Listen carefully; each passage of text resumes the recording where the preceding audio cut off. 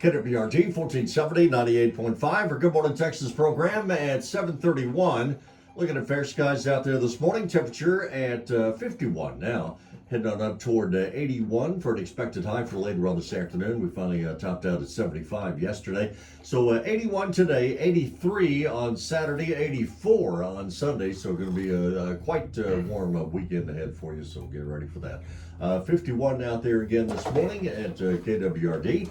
And as we get going here on our program this morning, George McFarland, Seven Wonders Advisors, with us here on a Friday morning. And George, good morning to you, sir. Good morning. How's everything? Oh man, good. I'm sorry I missed you guys last week. I was traveling and ran into some issues during my travel, but I'm glad to be back with you. Wonderful.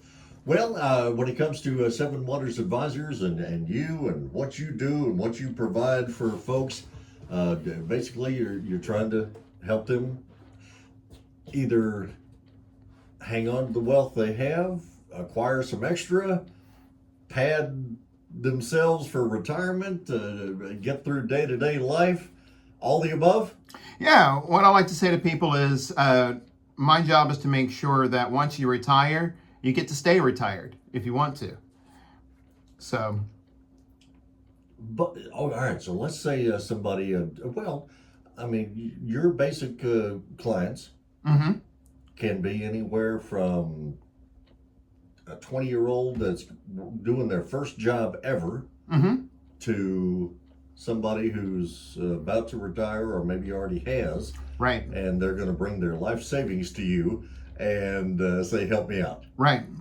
You're in there all in between. Absolutely. And obviously the younger you start, the less effort it's going to be for you to make sure that you're in good position when you retire. Retirement, savings. One and the same or different? I'm sorry, ask me that one more time. Your retirement funds, what you have to live on, or your savings. Okay, so is there a difference between your income and your savings? Well, yeah, or like maybe somebody has worked all their life and they think they have savings and that's going to get them through. Got you. So yes, so actually that's a great question. So here's the deal. You need to make sure that you have enough money for retirement, right? Right. And if you go just ask anybody, if you do a man on the street, carry a microphone up and down the road and you say, hey, how much money do you think you need to retire?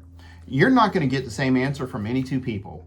One person may say 500,000, another one may say 500 million. One may say a million, one may say 200,000. You don't know what you're going to get from people. Right. But then you ask them, well, how'd you come up with that number? And almost nobody really has a good answer. There's a number that they think in their head that if they hit that number, it means it's smooth sailing from there. And so that's kind of starting from the wrong spot. The question you need to ask is, how much money do you need to earn as a retired person? Yeah. So when you're going to choose your job, what do? You go, well, will this job pay me enough to make my bills, right? Yeah.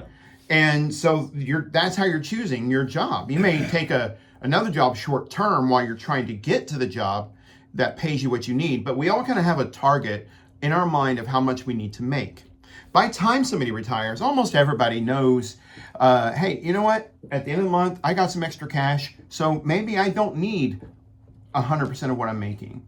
Other people are like, man, I have to make exactly what I'm making. So once you have an idea of how much income you're going to need when you retire, that will then determine how much savings you need to retire, because you've got Social Security, you've got pensions, and then you got your retirement accounts.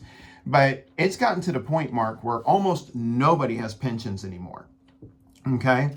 Pensions started dying off in around about 1978, 1980. Yeah.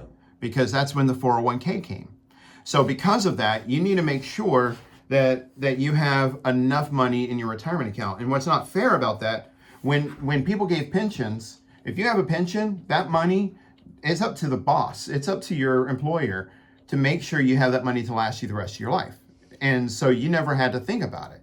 For you, if your primary source of income is going to be your retirement accounts, there's a lot you have to consider. And the first amount is, how much do I need? So to determine how much you need to know how much income you're going to have. or income you're going to need. Yeah. Unfortunately, when you're 60, that's not exactly the time to start thinking those things. No, but that's if you haven't started thinking about it, like call me like today, 903-445-1061. We can at least start looking at where you are right now. Okay. So some people who are 60 who have never thought about it have never even put savings back, right? Some other people, they've never thought about it, but they've been having their money kind of pile up in 401k, but they still don't really know how much they're going to need. So it's, again, like you said earlier, the younger you start, 20 years old, the better. Yeah. But if you haven't started, give me a call. We can start looking at some stuff for you. Okay?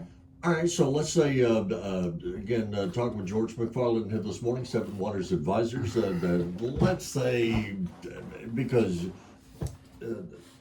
of the various things that you do, one of the things you do is help somebody grow their funds, right? Right. Mm-hmm. Okay. Somebody has $50,000 they want to invest in stuff. That sounds pretty awesome. Let's say somebody has $1,000, $2,000. That is all they have in their life savings, and they bring it to you. Can you help them grow that? Or what's the minimum somebody needs to walk in your door and say, "Help me"? So I always say I have no minimum. Doesn't mean that necessarily I'm going to have the tools that you're going to need, but I believe in starting everywhere from the widow who's on a fixed income all the way up to the millionaire who has everything he needs. So will I have the tools for somebody who's got $1,000 in savings? No, but maybe I can sit down and we can work on a strategy to get you into a different place. And then once you have enough money where it makes sense to start looking at, okay, what can we do with these things? Then we can go from there. And honestly, I don't mind helping you. It's not going to cost you anything. One of my favorite things is to do that. I don't make a dime off of it, but I don't have to. It's just something I enjoy. Is at least let's try to make your retirement a little bit easier. Okay. Is it safe to say let's say somebody has $5,000 or $10,000 that they can do things with or want to work with or whatever. Is it safe to say, because investments, I guess it's in its own little way very similar to going over to Bossier and trying your luck, right? You've got to have a certain amount that maybe you're willing to lose, correct? So if you're at $5,000 or $10,000, you're not at that level yet. Okay. Right. At $5,000 or $10,000, you need to find something that is both liquid and meaning that if I need to turn around and pull out tomorrow, I can. Yeah. And will give you some growth. Right now, we are in a high interest rate environment. So there are some banks out there that have high yield savings accounts or money market accounts. And if you go to bankrate.com, you can find some of the ones that have that. And I think they do have an option for you to look locally for those people who like myself, who like to deal locally, Okay. right? Okay. So there's a lot of different ways. Yeah. So if it's $5,000 or $10,000, I would just work more on just trying to save up as much as I can until I have about 3 to 6 months worth of income available to replace in case something happens and I'm in a dire need of some money. I've got that money. Once I'm beyond that, then we can start looking at some strategies as far as now we can look at some growth products. Now we can look at some investment strategies. But until you get there, you're either going to tie your money up into something that's not liquid, like a CD, Yeah. or you're going to put yourself into something into the stock market where if the stock market is at a downside and you're in an emergency situation, your money may have been worth $10,000, now it's worth $8,000, and so you've really only hurt yourself, not helped yourself. So I knew this guy years ago that I worked with that it was in this age when we were just now getting into all the computer stuff in the studios. Right? Uh-huh. So one of the computers, while he was doing this little program every afternoon, one of his computers was pretty much stuck on some stock market stuff because he called himself a day trader. Uh-huh. Yeah. I mean, he was buying and selling constantly. Right. Absolutely. good, bad, just hard to say, or press your luck and all the best to you? How would you consider that? That's a good question as well. And let me remind everybody as we start talking about specific things, this is just for education and informational purpose only. Please consult your own tax advisor or financial advisor if you have any specific questions. If you don't have anybody like that in your life right now, give me a call and we can make sure you're helped out. That being said, so day trading is a hobby or a career, okay? And it's not, it's definitely something that the reason why it stays open is you stay in front of it all day long. Yeah. So if it's something you enjoy and you have fun doing, and as long as you're not putting your family's quality of life at risk, have at it. There are some people that are excellent at it and they make a great living. I have a couple really good friends at it that make a great living, but they're just like you said, they are tied to their computer all day long. So I know there's a lot of guys when they think about retiring and they're like, oh, I'm going to be a day trader. In my experience, that usually lasts 6 months to a year before they're tired of it and they want to live their life, okay? But you can make a lot of money doing day trading if you do it properly, and as long as you make good choices, and as long as you're not gambling money that your family needs to live on, okay? Yeah. So, and that goes into income again. So I want you to think about retirement like, retirement saving is nothing like living on an income unless you recreate it. So what I mean by that is whenever I'm working and I'm contributing to a 401k, I'm not contributing money that's supposed to go to my electric bill to my 401k, right? Right. So I'm not taking money that my wife and my family needs to live on to pay my electric bill. I'm actually taking the surplus of that. So you figure out how much income you need and you make sure that's locked in. And there are several different tools to make sure you have a guaranteed income that's locked in to make sure that you're not affected by market variation. Once you hit those income goals, then you can invest the rest. That's what you do in retirement. Very good. Seven Waters Advisors, George McFarland with us here this morning at our Good Morning Texas program. All right, somebody wants to get with you for their initial visit, their first time to, I guess both sides kind of feel each other out a little bit, make sure that you're the right guy for them, make sure they're the right client for you. How do they do that? Well, that's a great question. So, first of all, like and the way you said that is perfect. I don't want to work with somebody unless they feel 100% comfortable with me. And really, there are times where I may not be the right fit for somebody, and we need to make sure that's really what's in their best interest. I have had clients say, you know what, your goals do not line up with the way that I operate, and that's fine, but I'm not going to be the right guy for you. That's rare, but it happens, okay? That being said, what we do is kind of what we already hit it at first. I'm going to sit down and we're going to talk a lot. And not just about what do your bank accounts look like. It's what do you want to do? What are your goals for retirement? What are your fears? What are your concerns? How do you operate? As we do that, then we can start digging into how much income you need. And then based off that, now we're going to look at your portfolio. And I have a tool, and I can tell you nobody else that's under my voice, and really in the entire East Texas area, has this program that I have. It's called Red, Blue, Green.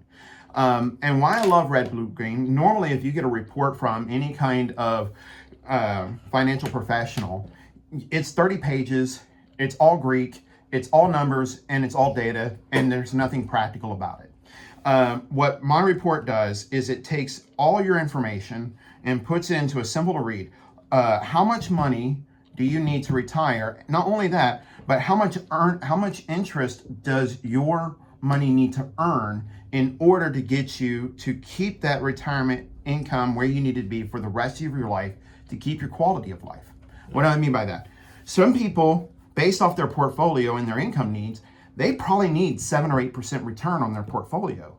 Other people only need a 3 or a 4% return on their portfolio. The more return you need on your portfolio, the more of your money has to be at risk. So I have clients when they've walked in, they have almost 96% of their money exposed to the market, but they only need a 3% return because of where they're at. So what ours does is it helps you determine how much can you earn on your portfolio, and then how much interest you earn. I also have people who are spending way less than they have to because they think, oh my gosh, I'm going to run out of money. But if you use this tool and we do it for you every single year, you'll know exactly how much risk you need to take. And that's going to determine your actual strategy moving forward with your retirement. And folks can get a hold of you how? 903-445-1061. So that's if they've never used your services before, that's the number to call to schedule an appointment and find out what's going on. Absolutely, and we always start with education. The first two meetings, I like to do an RBG report for everybody. Don't charge you to do the RBG report. You are more than welcome to take my RBG report, which I know your advisor has never done for you, and take it to them. I don't care. But is that like my EKG report? it's okay. The RBG stands for red, blue, green. Oh. Where's your money currently allocated, and does it line up with your goals? That's all it does, and it's very simple, easy to read. And I've had so many people feel like for the first time they finally understand where they are financially with it. Very good. George McFarland, Seven Waters Advisors. Thanks, sir, as always. All right, God bless. All right, it's 7:47. We continue here this morning, KWRD 1470.